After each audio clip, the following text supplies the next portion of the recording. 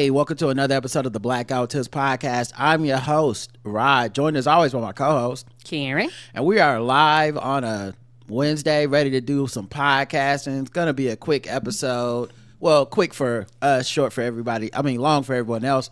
But we just got some stuff we need to work out behind the scenes with. We got a new host that we're putting our podcast on. More details about that in the upcoming days when we can finally announce everything and why. But we got a new host, and I need to figure out the kinks of how to upload stuff in a timely manner, where to put the ads and all that type of stuff. So this is kind of a test run for us, and we said, why not do it for the audience? Why not let everybody in on it? The official weapon of the show is phone chair. The 1 day streak starts. Yes, we had to reset to zero. after 90 days with no incidents, we back to zero. And the unofficial sport, bullet ball. And bullet ball, extreme. Any banter?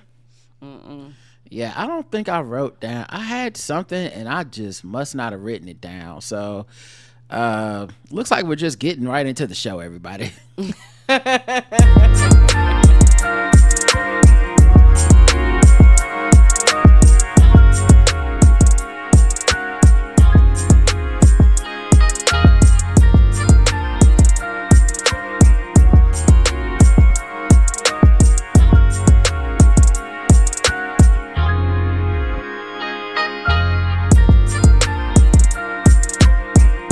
I just remember what it was, but you played a little music, so that's fine. Yeah. I guess I can show y'all more than I can tell you, but I got some new socks in the mail, and it led to an interesting Twitter exchange. Okay. About my new socks. Apparently, the kids, are very upset. They're upset with you and your new socks. I didn't know this schism was a problem, but I got my BBL Drizzy socks. They finally came in the mail. That's hilarious. I got them from a site called Rock'em Socks, and shout out to the algorithm and Facebook, knowing that I've watched 20 million versions of BBL Drizzy jokes and shit. Did they finally piece it together? And they said, hey, I bet you would buy these socks. And I said, you motherfucking right, nigga. I would buy those socks. And what I thought was interesting is that, people had a lot of reactions to them, mostly good. I mean, yes, got a lot of retweets and faves, people asking where to get the socks. It's mostly positive stuff. I need these socks, all that type of stuff. But one person said to me, and then like a couple other people tried to like hop on the trend, but they, I only give the first hater the love. Okay. The first hater started the trend. And then the rest of them didn't get it. But this woman said, the 35 and up crowds urge to turn every viral black moment into apparel. So I guess this is an age thing. I didn't know it was an age thing. Well, nigga, everybody got the jokes and making shit. What is we talking about here? Yeah, I didn't know. Selling T-shirts. Now, this could be, there's still butthurt ass Drake fans walking around. And a lot of them are very like sensitive, and they trying to hide it and stuff that's not about Drake. Like, that's so wild. That's so corny that y'all are still laughing at him being beaten in this battle. It's like, okay, well, I guess I got to be corny because this shit is hilarious to me. But the thing I was saying to this person was, maybe that's what's going on. Maybe it is, everybody 35 and up is corny. But I said, it's probably because we're not in debt and we can afford it. Because you live long enough and you start eventually making a little headway. You realize what's important in life, and these socks are more important to me than some other bullshit. And I got a little expendable income, didn't have kids, made some good decisions, had some good luck, very fortunate. I can see some socks on the internet and buy them and not have to think about what other people my age may or may not think about them or do with them. Right. I could just be like, I want the socks so I can wear them to the gym and chuckle to myself. Right. And don't Give a damn, right? I want to post them on my Instagram and laugh about it. I'm not trying to be cool. So yeah, it was just funny that response, and it just made me think about that. That's all, guys. All right, we can get into the news now.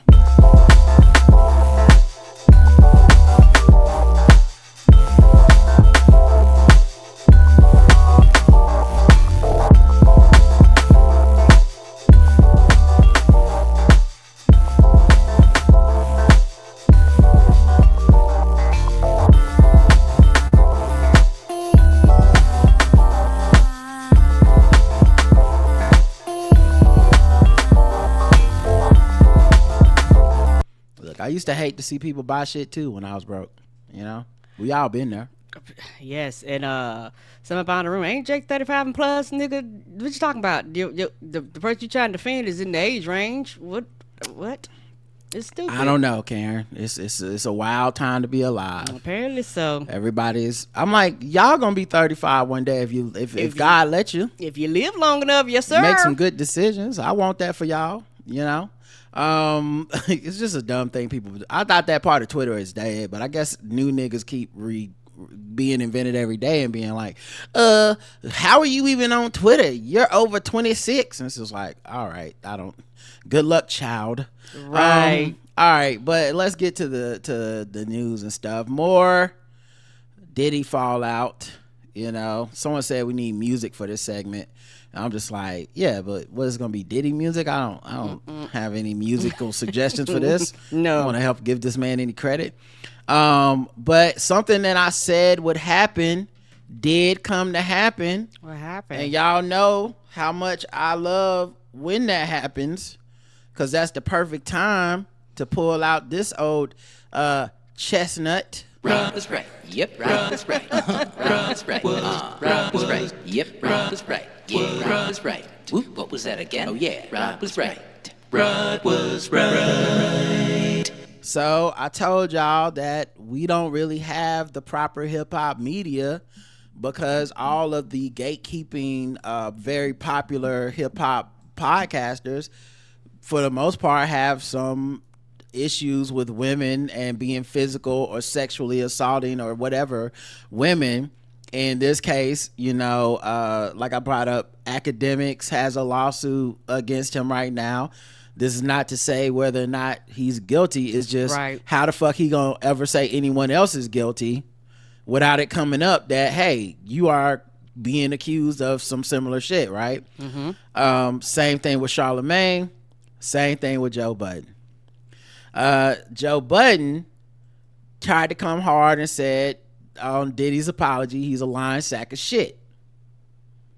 You know, that's as bold face and like authoritative as you can get. That's what you would hope to hear from a person in hip hop with a platform. Mm-hmm. He said that the apology was half-assed and a slap in the face. He looks like a fucking nut and a evil piece of shit.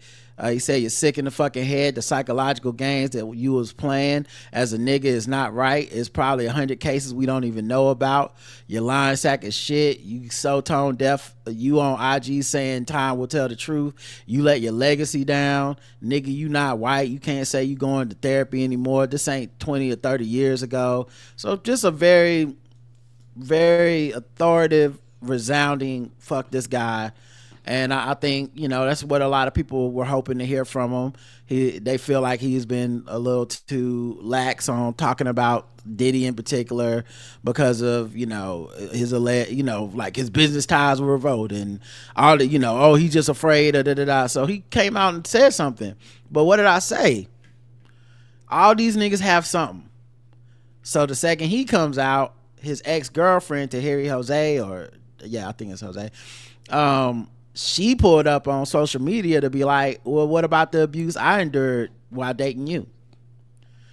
And in the comments, she said she accused him of throwing her down a flight of stairs, describing the footage of Cassie's abuse as triggering. This whole shit took me out. So hard to watch. So sorry for Cassie and every other woman who is currently going through it or has ever gone through it. It's tough.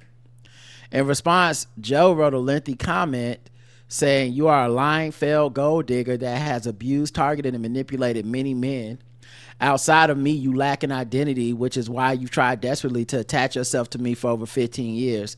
The last time I saw you, I purchased a mattress from you and you were happy you made the sale. You were fine then. There was that night after Starlet 6 years ago when you invited me inside your new place. You were fine then too. You were on my body. Your entire last stint of Love and Hip Hop, you tried your best to disrespect my son's mother in the process.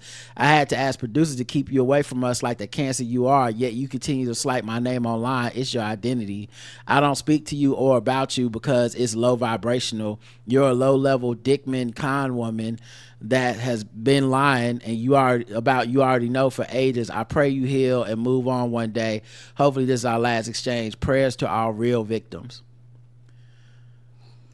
Which is, similar to some stuff Diddy was saying about his accusers, just, clout chasing and trying to get money off of his name and shit. But also, like, of course that's what's gonna happen.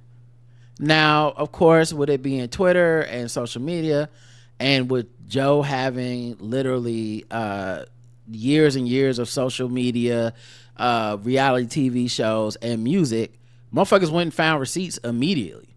Yeah, a lot of his stuff is very public from being on Love and Hip Hop. And this is not the only person who's accused him of being violent towards him, not the only woman who's accused him of that. So Tahiri is one woman, but Esther Baxter, Santana, like, so multiple women have accused him of shit. But so they went and found clips.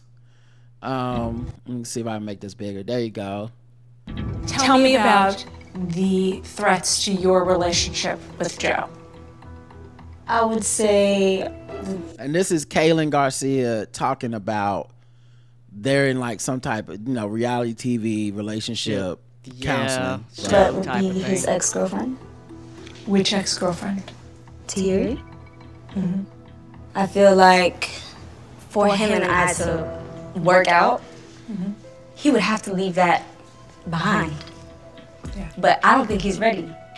So she basically goes on to say that he's the one that still wants to mess with Tahiri, even though in this long ass thing he wrote, it was she only wants to mess with me. I've been trying to leave, like, you won't stop, you da. And then this is just the biggest threat to our relationship is he won't stop messing with this woman. And then he goes on later to say he still has feelings for Tahiri. Okay. This is the next one, Esther Baxter. I heard that he's talking about the fact that he killed our daughter on this song. I can't believe that it happened. I lost my unborn daughter when we fought. I'm thinking I killed Aspen, and that's when I thought that we'd be dead a while. And so I felt like. So that is a song that he put out, and I remember when this came out. It was after she had accused him of domestic violence and saying that's how she lost the baby during pregnancy. I don't remember the exact details, but I remember it being like kind of graphic, like he stomped on my stomach or something like that. And then he put this song out, to which the vast majority of people took as some form of confirmation or confession. And the song's theme is like, I'm confessing all my things that I've ever done. Now, he didn't say in that song I stomped on her stomach, but he said when we fought you lost a baby. So that's why they're asking her about it. Like, it was my responsibility to let everybody know what actually happened, the truth of what happened. I didn't cheat on him. We weren't together. We aren't together now. We broke up that night that he decided that he was going to take an argument and make it physical. And we lost our daughter because of that. Do you feel like he's doing it for some type of personal gain? Or? I have no idea. So that's that clip. Then they found I guess another clip of the same conversation. My clothes and shoes and everything. Downstairs he's telling me to get out, and I just went into another room and just closed the door, locked the door, and he didn't like that. He came over and kicked the door down, came into the room, grabbed me by my ankles and yanked me out of the bed multiple times, and just basically ended up choking me so I couldn't breathe, slamming me up against the door, like in the closet door. I told him that if he didn't stop, I was going to call the police. So in an attempt to grab my phone from me, he threw me on the floor, wrestling with me, and ended up just throwing me on my back and grabbing me by my wrist and sitting on my stomach for half an hour while I was. So this is the guy that just dissed Diddy and then said all this shit, and then here's, you know, this is now the third different woman, right? Because Tahiri, then the woman who was saying like, oh yeah, this is how he was in love with Tahiri and you know, messing up our relationship. And then Esther Baxter is literally like, he physically assaulted me. And then there's a phone call that Santana had recorded their conversation. I don't know if he knew it was being recorded. Now this is not him admitting to doing anything, but this is what she's accusing him of in this conversation. Well, we're talking. Sam, you know what I mean? Come on, man. Come on, cut this shit. You know what I'm saying? Like, stop. Oh, you want me to you meet in person so you can chase me again and drag me? I'm good. Sam? Oh, shit, all right. Oh, I didn't know it was there. Oh, yeah, we're there. I dragged you. I dragged you and dragged you where? What? Where did I drag you, Sam? You must have been drunk still, right? No, I was not drunk. I'm very aware of what was happening. Joseph Anthony Budden Jr. Joseph Anthony Budden Jr. Let's not play these games, please. So that, you know, that's not him admitting to putting a hand on her or anything, just, you know, just to be clear, but that is her accusing him of doing it. Now, like I said, how can any of these guys take some firm stance against domestic violence and Diddy when there's a cavalcade of women just sitting out there like, yeah, what about blank, this you? That's why I didn't even expect them to try to have a stance, because they sound like an abuser. Because when you're trying to defend yourself and you dick man, gold digger, broke, that like it, like you don't, like, it's not like he said, hey, I've gone to therapy and I've dealt with this and I didn't handle things about. No, it's you're a lying bitch, which is what Diddy says, which is what Russell Simmons says, which is what Bill Cosby says, which is what every fucking body says, even when we find evidence of them later and it's all confirmed, and then everyone has to pretend to be surprised, like, what? I don't know, you know? So that's one of the fallouts, and yeah, I did tell y'all that would happen. I've been right about all of it! We've been right about all of it! Woo! Yes! Yes! Also, Diddy's been accused by another woman of drugging and sexually assaulting her in a new lawsuit, which is kind of how this goes. Yeah, starts with one, and then everybody else kind of come out the woodwork because it's one of the things where people feel confidence. It's something about being the first one to kind of, I find it the most traumatic.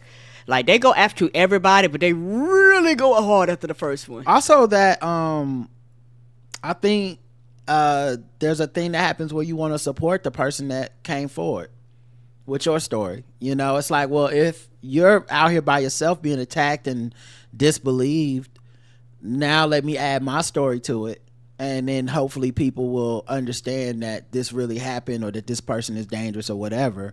So I think some of it is that as well.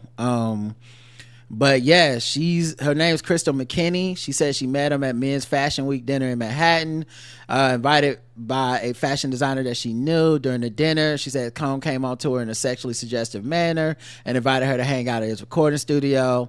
After arriving at the studio, she said basically she smoked what she thought was marijuana, and she was given some alcohol, but she was like, it was way too strong. She says that he then led her to a bathroom, began kissing her without her consent, shoved her head into his crotch, and forced her to perform oral sex despite her protest. And then later she awoke in shock in the back of a taxi, headed back to her apartment, to the apartment of the designer who had invited her to the dinner. And she said she realized she had been sexually assaulted by Combs. We don't know if it was the stuff or something more after that. She claims her modeling opportunities quickly began to dwindle and then evaporated entirely. She believes he blackballed her in the industry, which is a common story that women had about Bill Cosby. She states that she fell into a tailspin of anxiety and depression and attempted suicide in 2004 and later turned to drugs and alcohol to cope with the trauma. The lawsuit was filed under the NYC Gender Motivated Violence Act, which created a 2-year look-back window beginning in March 2023 that allows survivors of gender motivated violence to sue their abusers for incidents that occurred outside the statute of limitations. Also as defendants, Bad Boy Records is listed, Universal Music Group, Sean John Clothing. She claims those entities enabled the alleged assault by actively maintaining and employing Combs in a position of power. That's just lawsuit shit. Oh, yeah, that's what they do. Yeah, you always tag on as many things. Like, they're suing LaMelo Ball because they claim, this woman claims he ran over her kid's foot while he was trying to get an autograph or something at a fan event, and they're suing the Hornets. You know what I mean? Like, you're gonna sue everybody, basically. So yeah, we'll see. I don't know if they defined it as civil or criminal. It doesn't say, although they do talk about her seeking damages, but I don't know how that works, because I also thought that Jonathan Major shit wasn't criminal. It turned out to be completely criminal, so I don't know the rules on that. But yeah, so another person came forward. We'll see what happens with that. And then city council members want Eric Adams to rescind Diddy's key to the city, which is, I mean, I guess it's symbolic. I guess it means something symbolically, but right. Damn, that would have been the last thing on my mind. I mean, y'all, did you get a nigga a real key? What the fuck is this? Yeah, like, does it open up the front door of New York? I don't understand. Who cares? Right. Like, what does it really mean? I guess, I mean, yeah, that was a weird one for me. I'm not even gonna lie. I was like, oh, okay. You know, like, I mean, it's bad, I guess. I mean, you wouldn't want them to have it, but like, that's y'all's first priority, is be like, oh, don't forget, we gave him the key to the city a while back. Take that shit. All right, you mad about this, but you got a goddamn mad and want to hippity hop with everybody else. Look at that nigga. Yeah, take that for real, you know? Right. I mean, I don't mind. It's just funny. It's just funny that some, like, of all the priorities in New York City, that was the one that they all was top like priority. All the problems. It's like, should we talk to the mayor about this corruption? Nah, man. What about Whitehead? Nah, we need to talk to this motherfucker about that key to the city. What about the tons of recycling? Can we get trash cans that rats can't chew through? Nah, we ain't worried about that. Right. Speaking of rats, Nikki Haley has officially endorsed Trump. No shit. Yeah, she tried to pull that, you know, I would never shit, and I was like, yeah, I don't believe it. No, nobody believes it. I want to call you one. Is it okay if I call him one? Child, when you was down here in South Carolina, they was on your ass. Get out of here, ma'am.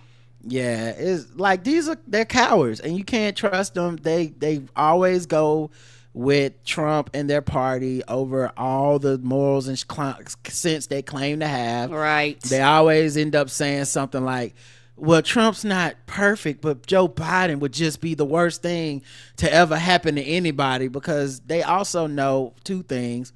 One, there's a cost for not bowing down to Trump. Yes, it is. They have drummed people out of their party for being anti-Trump. Mm-hmm. And two, they actually do believe 99% of the shit that Trump believes in, or at least the 99% of stuff Trump is willing to do in office, and they'd rather have him than Biden. And unlike liberal people, they're not waiting on perfect. They actually will take not just flawed, but flawed, corrupt, malfeasance, everything. Opposite of everything they stand for. Fuck it, you got an R, you got my vote. They understand winning in a way that the people on our side just do not. Come on, they understand winning.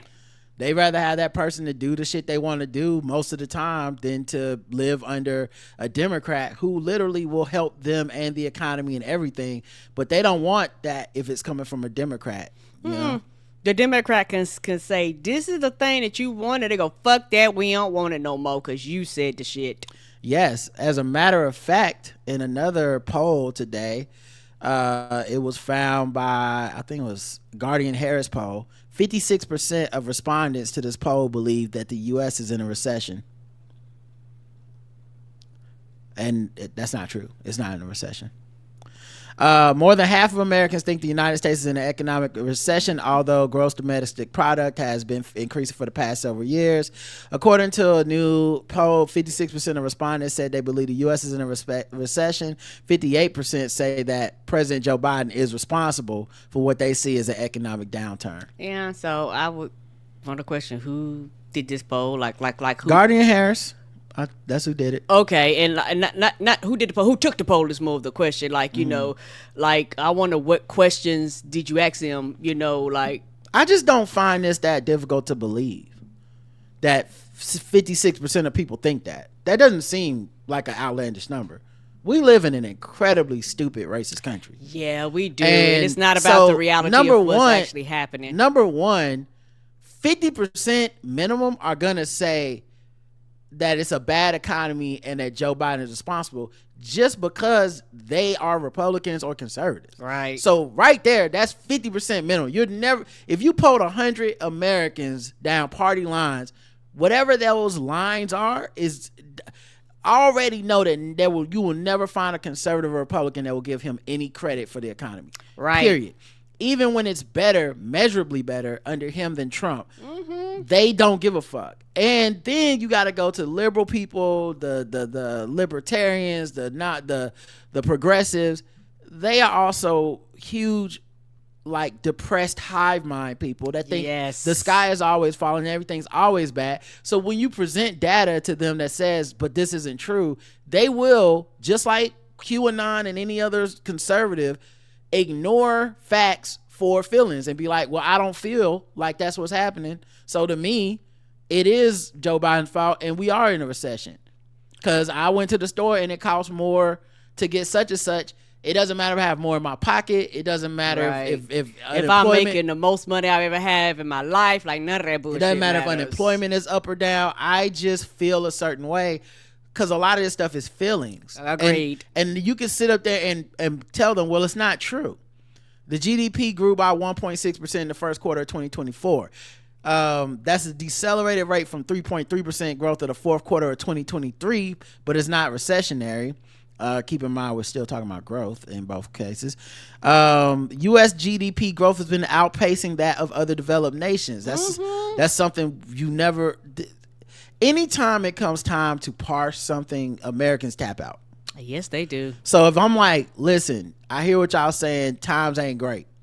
It was better for you before the pandemic. I hear you in a lot of different ways. It was better. But of all the developed countries coming out of the pandemic, America is by far the best economically. Economically, right. Motherfuckers like, nah, I don't want to fix it, Joe Biden. Right. You know, why the gas high? Well, presidents don't control gas prices, but also if you compare the gas prices here to around the globe, the gas prices here are still less and went up less than many other places. Nah, fuck that. I don't feel a way. And so that's why we end up in these quote unquote conversations with these polls and people buy into this shit. Yeah, I agree. And they do it all the time because like you say, they literally tap out of reality. You know, I've realized that like you said, you were like, no. You feel a certain way, but the reality is this. They'll tap out like you just making shit up and you just pulling shit from the sky and you're like, no, I'm actually not, guys. And it's very dangerous because when you allow your emotions to dictate a lot of things, you allow yourself to be easily manipulated and you allow yourself to go along with trends and waves and shit like this because it's not about facts. It's about how does it make you feel. Well, also you can't fix stupid. No, you cannot. Some motherfuckers just don't like Some motherfuckers are just like, I don't like him. He's a Democrat. Right. I associate that with giving black people shit. I associate that with socialism or whatever the fuck thing that really means I don't like that black people are gonna get things. You know, right? You can't do that. It's the we fix immigration. Okay, we reached a bipartisan. Actually, we're not voting for that anymore. It's just because you gave it to us. It's Obamacare. Obamacare is a Republican idea. Mitt Romney. But that used to be the idea that he wanted to run on. Obama says, okay, great idea. We can make a compromise. We can all agree that people need health care in America. Let's get this thing on the books. And all of a sudden they was like, absolutely not. We will not a single Republican wants to vote for this. Not even Mitt Romney. That is the thing. Like, they don't want that. They don't even want good government if it ain't from their people, and they love bad government if it's from their people. They still suck Reagan's dick to this day, and he was a horrible president when it came to the economy. But to them, you can't tell them white people shit. That was exactly who they wanted in office. So right, I think this is another example of that. Best president ever, child. Growing up, all I heard was "fuck that nigga." Everybody around me was like, "He's the worst." Most adults was like, "He's the worst president we ever goddamn had." North Carolina House of Representatives take on bill to ban most public mask wearing. North Carolina House of Representatives is expected to take on a bill called Unmasking Mobs and Criminals. It will likely go through a few committees before hitting the House floor. This move comes after the demonstrations against the war in Gaza, which have included mass protesters camped out in college campuses. The bill, which restricts the wearing of face masks in public to hide a criminal's identity, including arrested protesters, will repeal the pandemic-era exemption that allowed mask wearing for health reasons. So, in addition to them trying to stop the people protesting on behalf of Gaza and Palestine, this was just an excuse. It also hits the other one, which is people masking for health reasons, which is only a good thing. Right. It's literally only a good thing. Either it's someone sick trying to protect everybody, or it's someone healthy trying not to get sick, or someone with a compromised immune status trying not to get sick. Like, there's no reason a mask for health reasons anyone should ever have a problem with it, ever. When we have events and people show up, some people still to this day wear a mask. No one's gonna bother you. No one in our crowd, no one at the venue, and definitely not us, because why the fuck would I bother you? Right. That's a choice you made, and it's what you need to do to feel safe or to keep other people safe. Right. What the fuck problem is it? The general statute on masks goes back to the 1950s, and it was trying to stop the KKK because they wore hoods and did, criminal terrorism. So now they're going, well, let's pull that back out. It's not the same. They're not burning crosses on people's front yards either. The legislation was passed by Senate Wednesday in a 30-15 vote. It could still be altered when it heads back to the House. Democratic lawmakers say it risks the health of those masking for safety reasons. You're making careful people into criminals with this bill, said Democratic Senator Natasha Marcus of Mecklenburg County. It's a bad law, but those backing the legislation say it is needed response to the demonstrations, including those at the University of North Carolina at Chapel Hill that escalated to police clashes and arrests. Republican legislators expressed doubt that someone would get in legal trouble for masking because of health concerns. They always say shit like that, and then it happens. Yes, right. And all the police gonna do is basically walk around, and anybody with a mask, you give them the right to be like, take that motherfucker off. Right. And if there's somebody that was like, I don't want to take it off, I don't want to get sick, and then it becomes all fucking chaos breaks loose. Like, and that's what you want. Don't fucking lie to me. Don't gaslight me like I'm stupid. And guess what? That's what you want, because you don't give a fuck about your populace. And this is why I tell motherfuckers to goddamn vote, because this is the bullshit we dealing with down here in goddamn Charlotte, North Carolina, y'all. This bullshit. And they are the party of don't mask. So it's hard to take them at face value when they're like, oh, that'll never happen. Yeah, but you made it legal for it to happen. If it'll never happen, then carve out an exception for it. But they didn't even do that, because they do want that as part of the collateral damage. In addition to, I don't think this rule being enforced is clearly about stopping the protest of the people that are anti the people that are pro-Palestinian, basically. Yeah, and also, I'm not trying to be funny. Also, you cause a lot of. They make fucking laws that are pointless and that cost companies and people a lot of money. So now my company, if this law passes, I gotta tell everybody, hey dog, y'all can't be walking in here with no mask no more. You know, I know it was for safety reasons, but we have a law. You know, I know your job is to constantly be in other people's faces all the goddamn time. But because they made this law, now we got to turn around and tell you, being a reasonable person, not to do this. And you know what? Nobody's going to give a fuck when the flu numbers go up and shit like this. When the numbers just go through the roof in our state, nobody's going to correlate that to the fucking mask that you told people they couldn't wear. Yeah, I think I don't think it'll be as disastrous as what you just said with all these numbers going up. I really don't. I just think we will see some arbitrary enforcement of this. I think it'll be like the bathroom bill, where it's not going to affect 99% of the population will never have a run-in where someone makes them unmasked, period. Right. They're definitely going to use it against the protesters, 100%. They're going to be arresting them and claiming that's the reason why, because they had a mask on. Because they really, the other part of this story is conservative people online have been using the pictures of the protesters and being like doxing them. So they're like, look at this person, let's go into their history, where do they work, let's make them lose a job for protesting. So that's one of the reasons that people wear the mask, is because they want to go out and protest, but they don't want to lose all their livelihood because these motherfuckers are targeting, doxing them, threatening them, etc. Right? Now, my guess is the average person wearing a mask into a facility for health reasons will not be bothered in any way. The average 99.9999% of people will not be bothered. The problem is, it just takes one. That's all. Even if it just makes someone stop wearing their mask for health reasons, so they don't get harassed. Even if it's just, the extra anxiety. Even if it's just one fucking asshole decides, it's a law, I can fuck with you now. It's just not worth it, and it's stupid, and it's gonna lead to some bullshit. Now, the police, you're gonna do with citizens falling out with each other, because somebody gonna think they missed the North Carolina law and just feel like, you need to take your mask off. Take your mask off. Yeah, and that's just what the bathroom bill was. Right. The vast majority of people don't give a fuck who goes to what bathroom.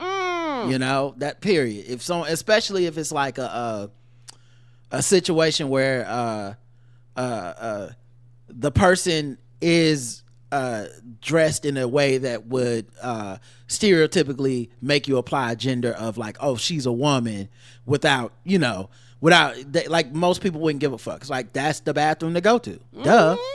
But just, you've empowered idiots and bigots. So that'll be the person. It won't be the venue, probably. He can't wear a mask in here. It's against the law. That's what you're going to deal with. Bullshit. People are mad because Apple's Music's top 100 best albums of all time came out, and the number one album of all time was The Miseducation of Lauryn Hill by Lauryn Hill. Good for her. Let's go, Aunt Hill. We in the building. Good for her. And I agree with this ranking, by the way, over all this shit. People kept talking about what they disagree. Well, too damn bad. Maybe your favorite artist should have made the best album of all time. I'm sorry that y'all wasn't there. I'm sorry y'all weren't outside. I'm sorry y'all weren't touching grass at the time.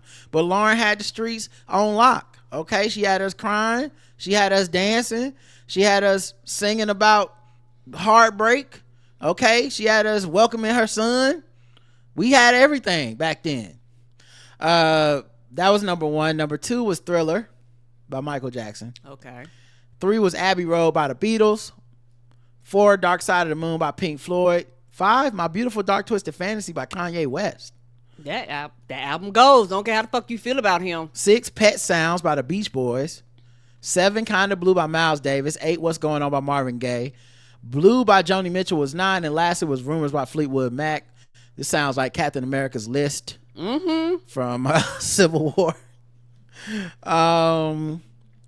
Yeah, so people were mad, bringing up their favorite artists, Yeah, that's the whole point of these lists. Is to get people talking. Yeah, so it was a lot of people upset and all this stuff. But yeah, it was. I don't. It's a list. It's a list. Like, and any list that you make up, somebody gonna have a problem with your list. Yeah, I mean, that's kind of what happens with lists, guys. The whole point of the list is you're gonna get mad about the list. All right, let's see. Anything else? Chuck E. Cheese is calling curtains on his animatronic band. I was hearing that. What other creepy things you're gonna put up there to scare the kids? They ain't gonna go through the tradition of being scared of the animals at 3. The inspiration of Five Nights at Freddy's. Yes. CEO David McKillips has announced plans for giant TV screens, digital dance floors, and trampoline gyms to replace the robots. That actually sounds more fun. Yeah, and you know what? I understand this because I could see, and I understand technology stuff, but I could see the upkeep of them things being fucking expensive as shit. Because, you know, if they break or don't work, you have to, you know, replace the parts and all that stuff. Upkeep. Is that what we're calling it? Upkeep of the machines. I ain't never seen one of these upkept, Karen. No, sometimes they break. I'm assuming they break. That's what I'm saying. They stay broke. They be up in there, arms swinging off, eyeballs missing. I ain't never been to no Chuck E. Cheese and been like, oh, it's nice in here. Never. Not once.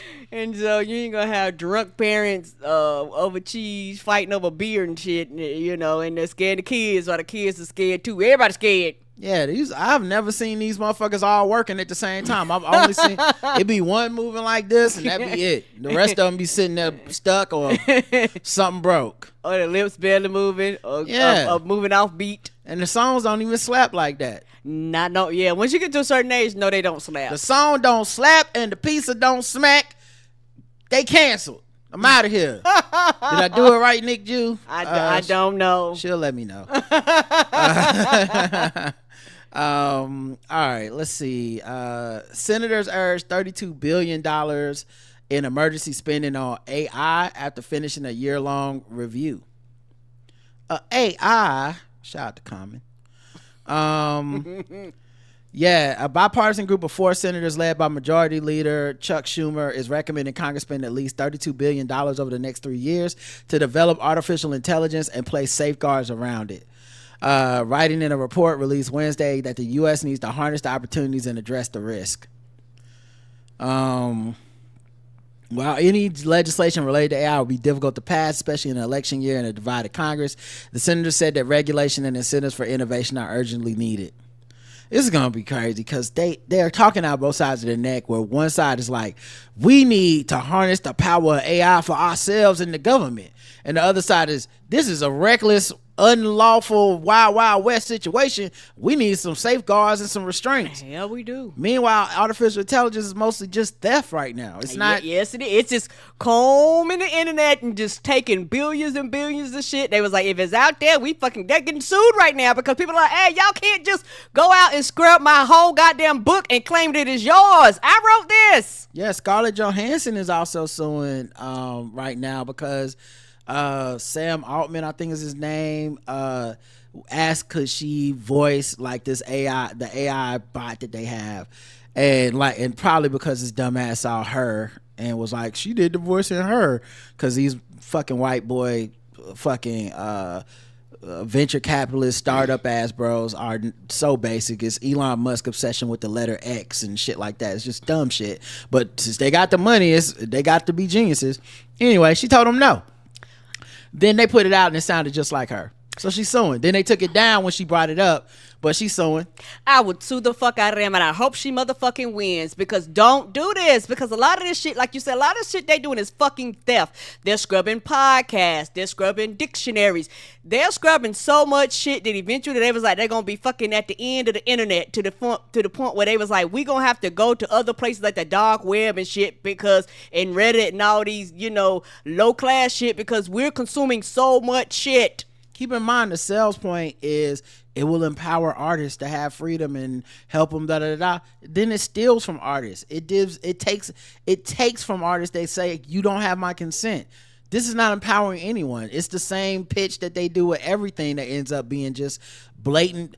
You don't have any law, so we're just gonna move in an area where the law is behind. And that's what Uber was. That's what Airbnb was. All this shit is just, there's no laws for this yet, and no one's caught on to it. So we just gonna go over here and break a bunch of laws until someone comes through and regulates. And I'm glad Congress is at least halfway looking into regulating this bullshit. Yeah, and it's also one of the things with most of them know, or most of them have understood that by the time the laws catch up, we've made so much money that don't matter what you charge us, it's going to be a fraction of a penny of the amount of money of the investments and shit that we've got. We'll be able to spend that money 20 times, whatever. Even if you cost us $1 billion, $1 trillion, we've made that and some more over the course of just breaking these motherfucking laws. Also, they've already got the money by then. Right. You know, like they can move on to the next thing, or they made their mint. They got their billions. Mm-hmm. And next thing is, it's like, well, I'm out of WeWork. And it's like, okay, well, I made my billions of dollars. I'm keeping that. But yeah, too bad for y'all.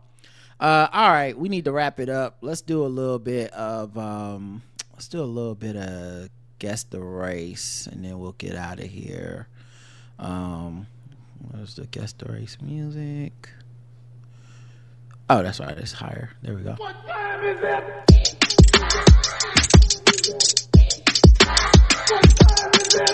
It's time to guess the race. It's time to guess the race. It's time to guess the race. It's time to guess the race. The Evansville man accused of breaking into an apartment complex office and stealing a phone charger and a cookie has been pleaded guilty to burglary and intimidation. Not and the cookie? Mm-hmm. What kind of cookie was it? Was it good? Was it worth it? I don't know. Maybe he'll go into it in the next. This is a very short article, so I don't know. Don't be doing it for the oatmeal raisin. Make it worth something. Phone charger and a cookie. Marcus Tinsley was arrested in December after he broke into an office. Authorities say he told the owner he had a weapon and he wasn't afraid to use it. And he used That's hilarious. And he used it. Wait, what was hilarious about that? You said he stole was a phone charger and a cookie. Yeah. He used a metal object to break a window. Oh no! They say they found a phone charger in his pocket, and the owner also claimed Tinsley stole a cookie from the office. Tinsley initially denied these allegations. He is scheduled for sentencing last month. The owner really wanted that cookie. The owner was like, "Look, right, my wife or somebody important to me made that cookie. Shit, I'ma charge you on for that too." Yeah, he's like, "No." That's not my grandma's favorite cookies. Not them, Mitch. Right? That's like, no. I'm calling the police. I took them out the freezer. I can't even get them no more. Well, guess Marcus Tinsley's race. Marcus Tinsley is white. Karen says white. Let's check the chat room, see what they believe. I'm sure it's a little behind. They'll take their time. Mm-hmm. I do think it is funny. You're right. The idea of him, because I picture him putting the cookie in his mouth and staring at them as he left. Not oatmeal raisin black, says Mary. Everyone else is taking their time typing, I guess. So maybe they already know the answer, or maybe they just scared. I don't know. White, says Trey. All right. Jamal Tinsley cousin black, says Romy. All right, well, the correct answer is, Karen, you said white? Mm-hmm. You got it right.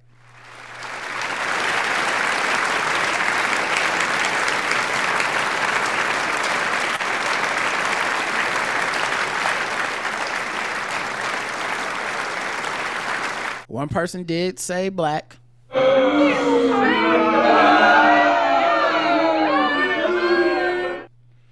I would have missed this because Marcus Tinsley sounds like a black name to me. I don't know why. Marcus sound black and Tinsley sound black. But Karen, you got it.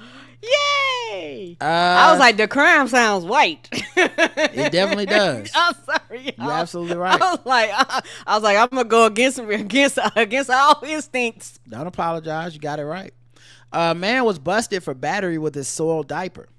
Oh, okay. Yeah. After responding early yesterday to a domestic battery call, the cops showed up and said the defendant threw a diaper at the victim, striking him in the center of his torso. The diaper contained urine and other feces. Oh, no! Investigators say that the confrontation began when Damian Caston, 18, began arguing with his brother about ongoing domestic issues.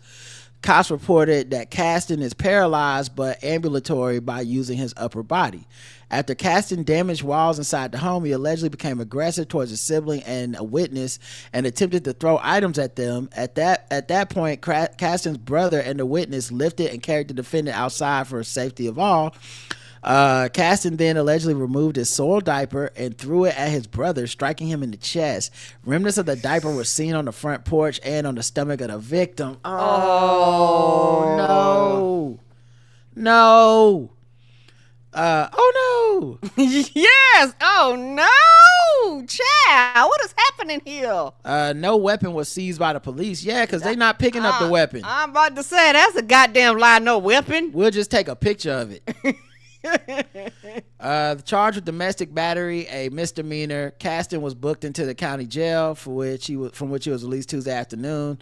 The judge has ordered that he have no contact with his brother and granted the accused man a one-time visit to his home in the presence of police to retrieve his personal belongings. Karen, guess the race. What's his name? His name is Damian Caston. Black. Damian Caston. Ooh. All right, Karen says black for this one. Let's check the chat room. Oh my God, man. Oh my God. I can't. No, you can't stay here. That's it. We not brothers no more. Tom Cruise and Born on the 4th of July white. Damien is black, white. So it's very split right now down the middle. White shit, literally. Ha! The correct answer. Brown is that poop. All right, Karen said white. Got him right. White. This feels white. The correct answer is. Karen, you said white? I said black. You said black? Well, you got it wrong.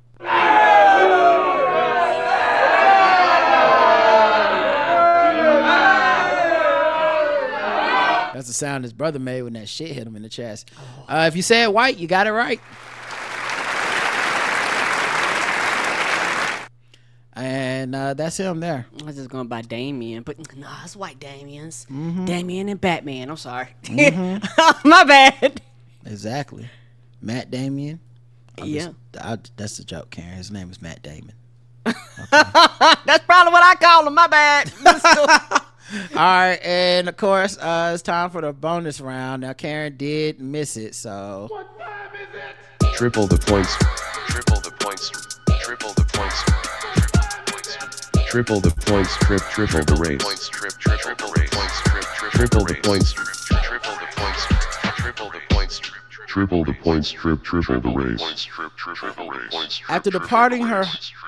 After departing her home on Peaceful Lane, Sandra Rogers engaged in a verbal argument regarding the victim's water usage, investigators report. Angry about the amount of water her 72-year-old neighbor was using to clean his motorcycle, an 80-year-old Florida woman allegedly spit on the man and yanked on his beard. What? Ain't nothing peaceful about this street. All right. It's the opposite. Investigators say that Sandra Rogers was in her apartment Friday afternoon when she spotted John Ferreon scrubbing his wheels. So then I guess Rogers lives on Peaceful Lane in the 55 and over Palm Lake Village community in Dunedin, a city west of Tampa on the Gulf Coast. Rogers, who was retired, walked over to Ferreon's nearby residence and engaged in verbal argument regarding his water usage. Are you paying the water bill? The fuck is this? Rogers used her black flip phone to take photos of the wet spots on the road so that she could report the victim to the complex's management. Not the black flip phone. It does let you know ain't no smartphones in that community. Well, she old, so she got a razor. Okay. During the squabble, the 5'3" Rogers allegedly spit on Ferreon and used her right hand and pulled on his beard. And witnesses said that she was the primary aggressor. Rogers was collared Monday evening and charged with third-degree felony since the victim of the alleged battery is over 65. She spent a day in jail before she was freed Tuesday night on a $100 bond. A judge has ordered her to have no contact with the victim. Karen, guess the race of Sandra Rogers. White $100 bond. Using up all the What is that? water. $10? Let's see. Not on my lawn, white. Not on your lawn either, apparently. Not on nobody's lawn. I hate a old take up for the building management ass motherfucker. Child, let them do their own job. You ain't paying for the bill. You pay rent like we pay rent. Right. We had a water leak out here at our apartment. Imagine if I would have been out here like this. The Karens are mad white. White ain't nothing but a white woman doing her white ass hobby. It's in everyone's business white, so it's unanimously white, and you're right.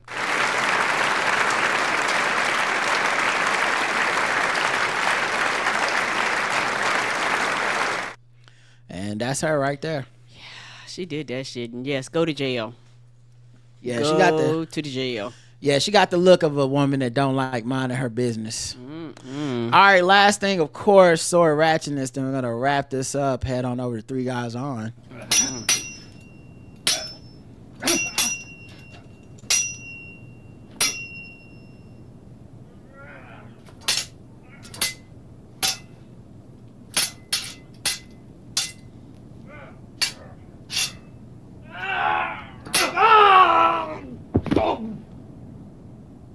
Yeah, I believe she did all that shit. She probably watching that person for days and fussing at them every time they came out there till she had enough. 2 men killed sister's husband with a sword in Haryana dishonor killing. Oh, I don't even know what that is. A man was brutally murdered by his brothers-in-law in Haryana's Yumangar over their objection to his marriage with their sister. Wow. The case brings dishonor killings back into the spotlight. Oh, shit. So they was in the spotlight before. The victim, Abhishek, married Rishu last year and was living in Zirakpur in Punjab. Despite objections from the families, the couple got married and the woman's brothers were against it. Very against it. Last night, Abhishek was traveling to Yumanangar to attend a relative's wedding with his 2 friends. The man's brothers-in-law got wind of his whereabouts and planned to murder him. They kept that same energy for a year. Wow. It don't matter if he was good or bad to their sister. They was like, nah. The 2 men attacked them and his friends with a sword, brutally killing him and seriously injuring the victim's friends. The police taking action in the case have arrested 5 people, including the attackers. Rishu, the victim's wife, is living with her in-laws and is safe. Jesus. Yeah, I wouldn't be going back either. If y'all wouldn't, why would I go back home? Yeah, oh no. I mean, they're a little extra with it. Right. Now they gotta go to jail. All right, y'all, that's it. Thanks for listening. We'll be back. If everything goes right, you'll see this episode in your feed. If not, that means I didn't figure it out. Until next time, I love you. I love you too. Mwah. Bye, everybody.